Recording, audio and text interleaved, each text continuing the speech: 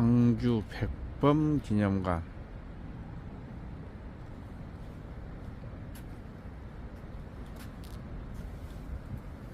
김구 선생.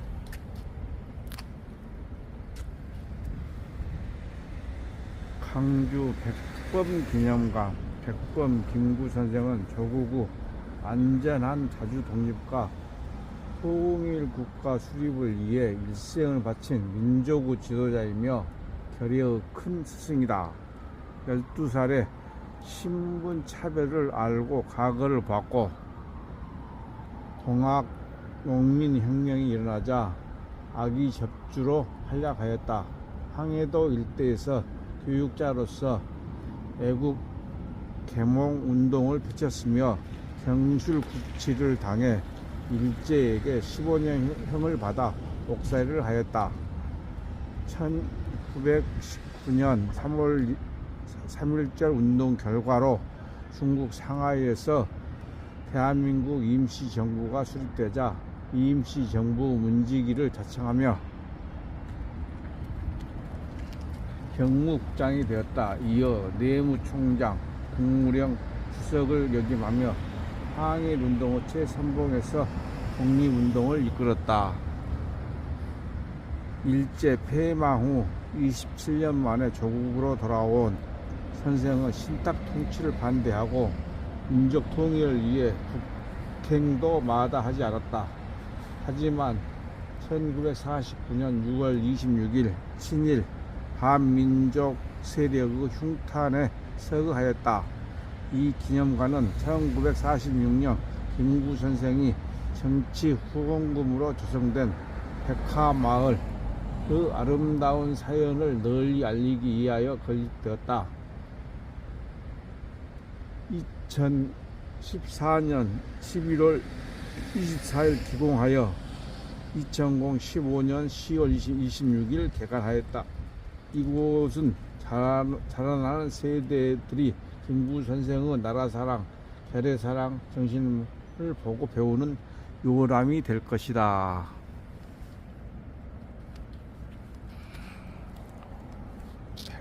백범 김구 선생 기념관.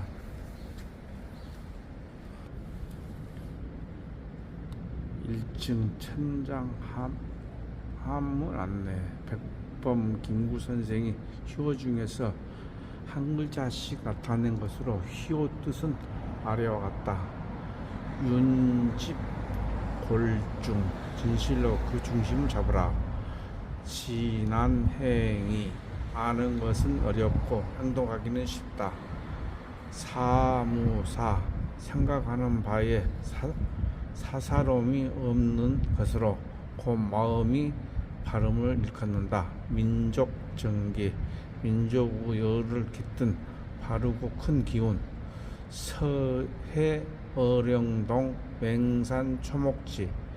바다의 맹세하니 어령이 감동하고 산의 맹세하니 초목이 알더라. 광주 백범 기념관입니다. 광주 백범 기념관.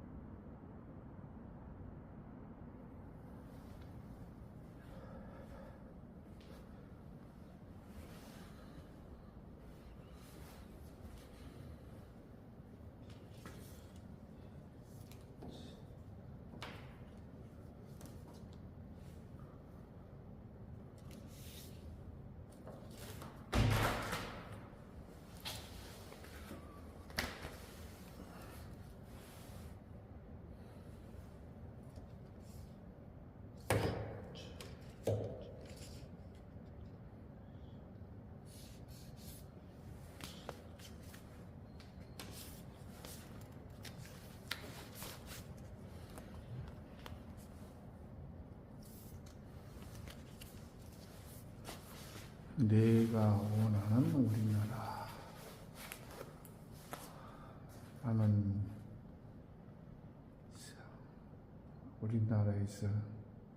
우리나라가 세계에서 가장 아름다운 나라가 되기를 원한다. 가장 부강한 나라가 되기를 원하는 것은 아니다. 내가 나무 침략에 가슴을 아팠으니 내 나라가 나무 침략하는 것을 원치 아니한다. 우리의 부력은 우리의 생활을 풍족히 할 만하고 우리의 강력은 나무 침략을 막을 만한 조가다. 오직 한없이 가지고 싶은 것은 높은 문화의 힘이다.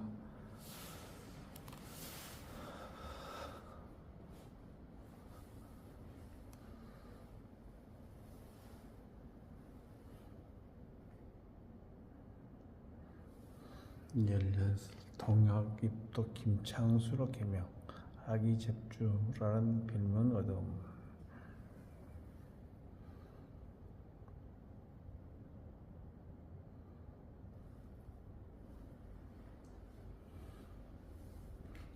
자, 31살 때 최준래와 결혼.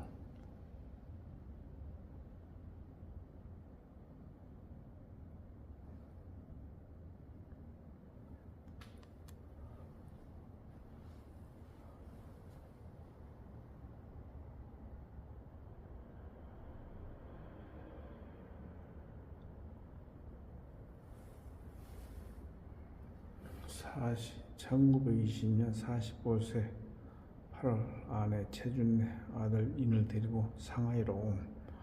6월 봉오동 전투, 10월 청산리 대첩.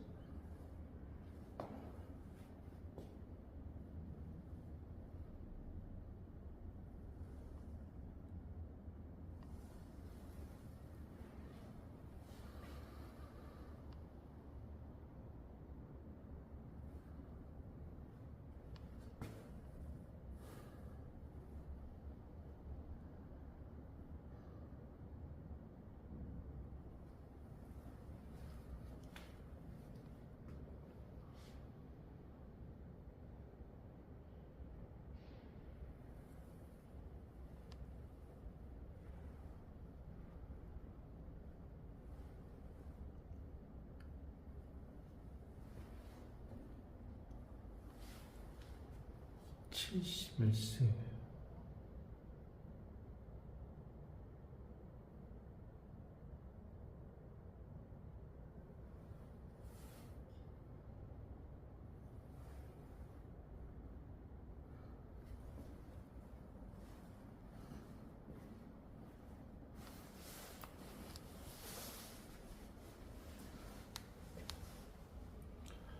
준연기와 마음 좋은 사람. 김구는 조선이 일제의 압력으로 개항하는 1876년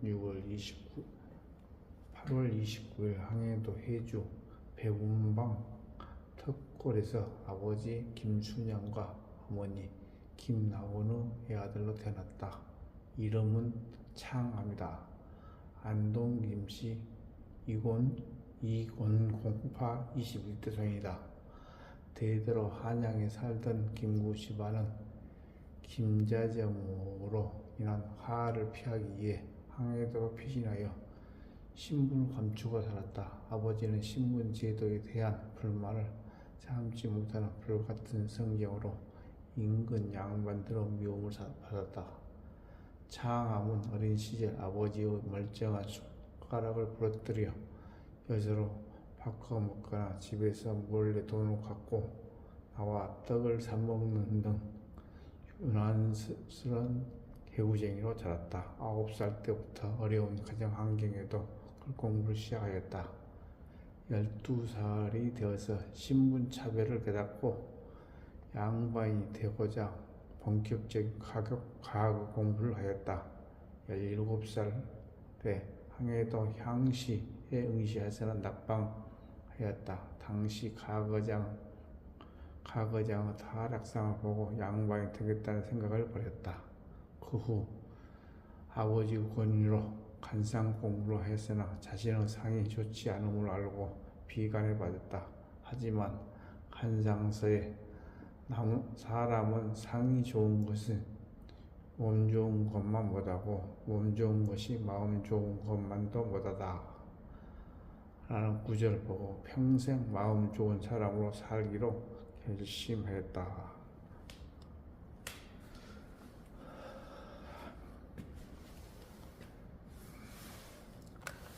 동학과 스승의 권능산.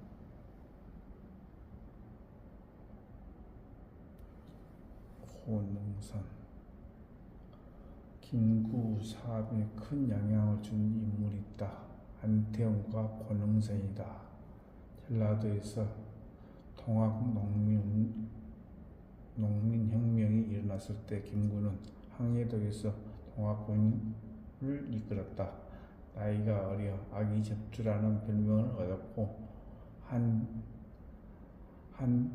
김구는 동학군을 지휘하여 해주성을 공격하다가 패하였다. 이때 동학군을 토벌하던 이가 안태훈이다. 안태훈은 적장인 김구를 아꼈고 그를 자기 집으로 불러와 어묵게 하였다. 당시 안태훈에게는 중군, 정근, 공군 세 아들이 있었다. 김구는 안중근에 대한 돈방총을 메우고 날마다 사냥을 다녔는데 나는 새 달리는 짐승을 백발백중으로 맞추는 재주가 있었다라고 기록해 놓았다. 이때부터 김구는 안중근 지방과 특별한 인연을 맺게 되었고 중국에서도 정근, 공군과 함께 활동하였다. 평생 마음속으로 스승을 모시던 권능선을 만난 것도 안태훈이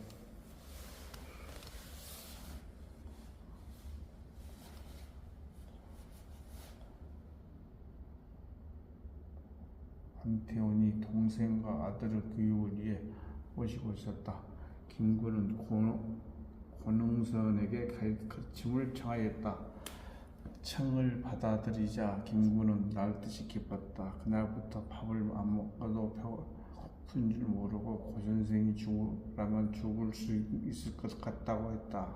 김구는 스승을 만났고 평생토록 권능선을 가슴으로 모셨다.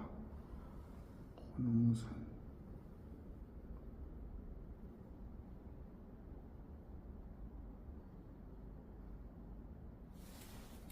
1928년 상하이에서 백범일지 쓰면서 오늘까지 30년 동안 내 마음을 쓰거나 일을 할 때 만에 하나라도 아름다이 여기는 점이 있다면 그것은 온전히 고선생이 나를 사랑하시고 심혈을 기울여 부전심수하던 훈육덕일 것이다 라고 하였다. 김구 사무지표가 된 마음속 깊이 존경하는 스승이다. 권능선입니다.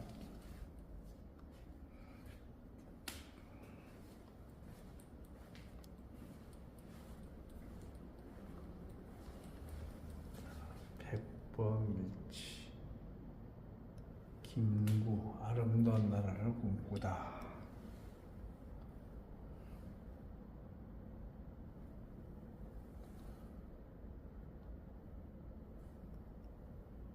백범일지는 김구가 두 아들과 국민에게 남긴 유서이다. 항고는 책이지만 상고는 하고는 구분한다. 상고는 중국 상하이에서 53살의 아들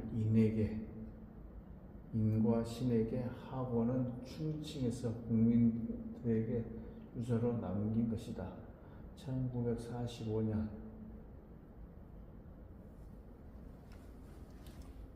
일제 폐망 후 한국하여 나머지 일들과 나의 서원을 전부하였고 1947년 백범일지란 이름으로 출간했다. 발간 50주년인 1997년 보물 1245호로 지정되었다.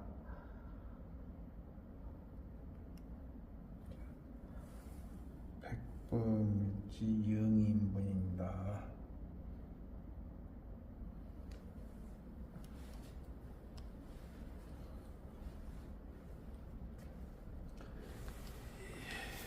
대한민국 임시정부 상하이 시기.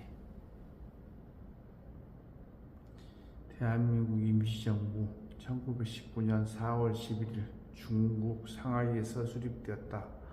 당시 상하이에는 미국, 영국, 프랑스 등의 조계지가 있었는데 임시정부는 프랑스 조계지에서 활동하였다. 수립 당시에는 2층 양옥집에서 정사를 마련하고 태극기를 개양하는 한편 인도인과 베트남인의 수위로 두었다. 김구는 임시정부에 참여하여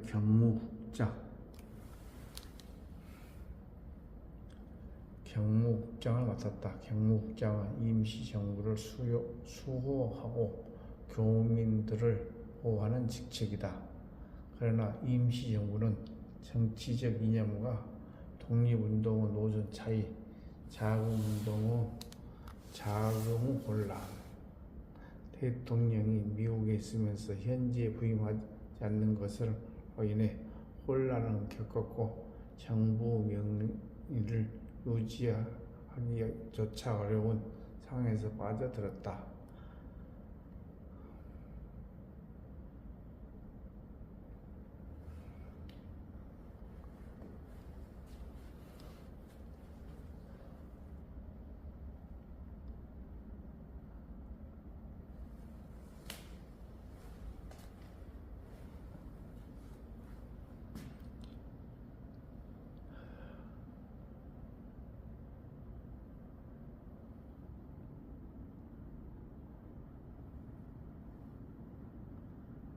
송병조, 조왕국, 김구, 이동영, 조성환, 차리석, 이시영